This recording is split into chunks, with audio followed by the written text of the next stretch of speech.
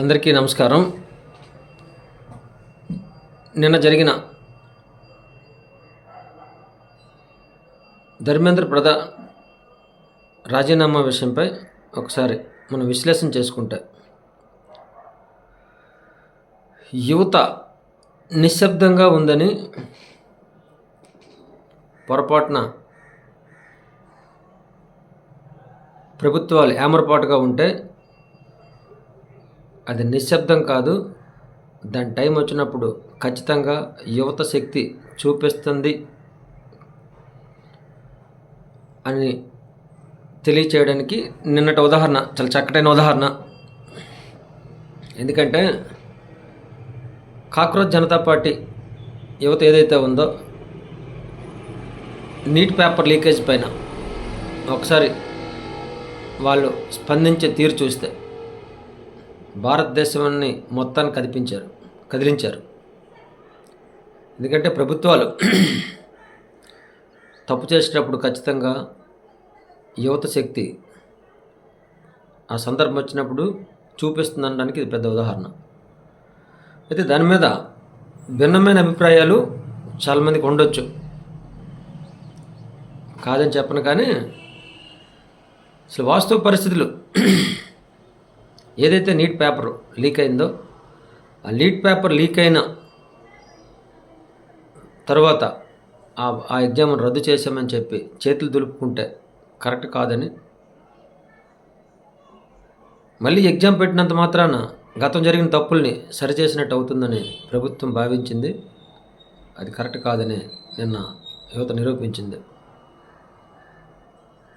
అయితే చాలామంది అనుకోవచ్చు, చాలా దుష్ట శక్తులు అందులోకి ఎంటర్ అయిపోయినాయి. పాకిస్తానీలను, లేకపోతే బీజేపీ ప్రభుత్వం పైన పడిన వాళ్ళను, దేశం పైన పడిన వాళ్ళు ఉన్నారనో చాలా విషయాలు నిన్న చర్చల్లో చూస్తే కనిపిస్తున్న విషయాలు. ఒకటి గ్రహించాలి మనం అందరం, నీట్ పేపర్ లీకేజ్ తర్వాత చనిపోయిన పిల్లలు భారతీయులే, వాళ్ళు మన దేశస్తులే, మన పిల్లలే. ఇది ఒక్కటి మాత్రం గ్రహించాలి అందరూ. నీట్ పేపర్ లీకేజ్ తర్వాత చనిపోయిన పిల్లలు ఎవరైతే ఉన్నారో ఆ పిల్లలు మన భారతీయులు, ఆ పిల్లలు మన పిల్లలు.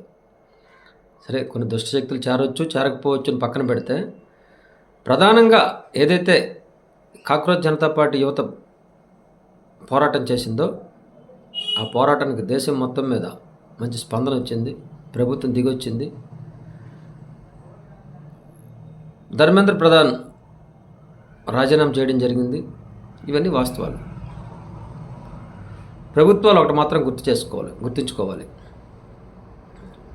5 సంవత్సరాల పరిపాలనలో 5 సంవత్సరాలు ప్రజలు అవకాశం ఇచ్చేటప్పుడు ఖచ్చితంగా యువతను పట్టించుకోవాలి, రైతును పట్టించుకోవాలి, నిరుద్యోగ సమస్య పరిష్కారం దిశగా అడుగులు వేయాలి.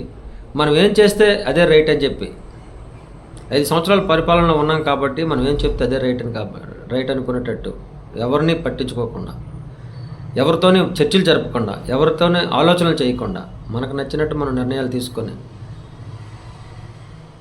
ముందుకు పోతామంటే యువశక్తి ఖచ్చితంగా జంజీలో ఉన్నాం.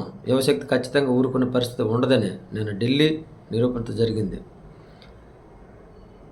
ఇలాంటి సంఘటనలు మళ్ళీ దేశంలో జరగకుండా ఉండడం కోసం ఖచ్చితంగా ప్రభుత్వాలు ఆలోచించుకునే విధంగానే యువత పోరాటం జరిగింది. ఈ విధంగా స్పందించడం ఒక మంచి పరిణామమనే నా వ్యక్తిగత అభిప్రాయం.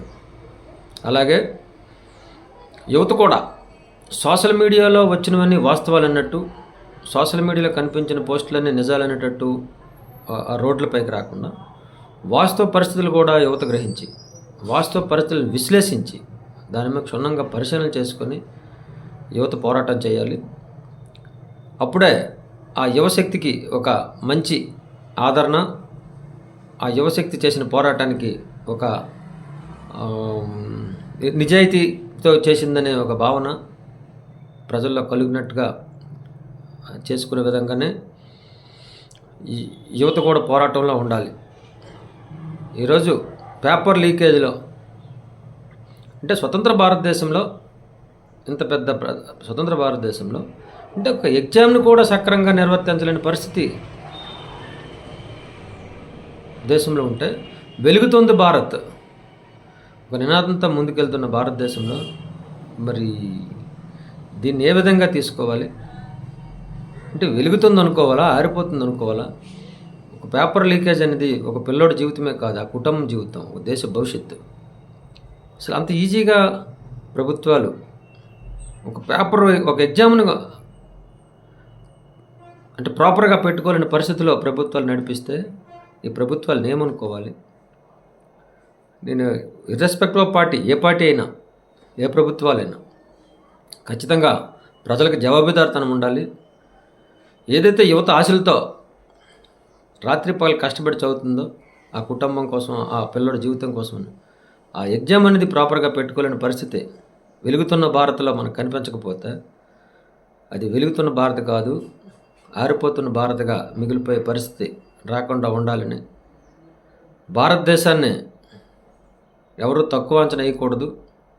తక్కువ అంచనా వేసే విధంగా మనం భారతదేశంలో ఉన్న ప్రతి ఒక్కరూ మాది భారతదేశం, భారతీయులం, మేమందరం సమైక్యవాదులం, కుల మతాలకు అతీతంగా ఉన్నామని ఇతర దేశాలకి వెలుగు చాటే విధంగా ఉండాలి తప్ప ఈ విధమైన ఇబ్బందులు కలిగిన పరిస్థితులు ఉంటే ఖచ్చితంగా కాక్రోచ్ జనతా పార్టీ లాంటి పార్టీలు చాలా పుట్టుకొచ్చే ప్రమాదం ఉంటుంది. కాబట్టి పాలించే పాలకులకు కూడా ఇది ఒక హెచ్చరికగానే తీసుకోవాలని, ముందు ఇటువంటి పరిస్థితులు రాకుండా చూడాలని ప్రభుత్వాలని కోరుకుంటూ, జై హింద్.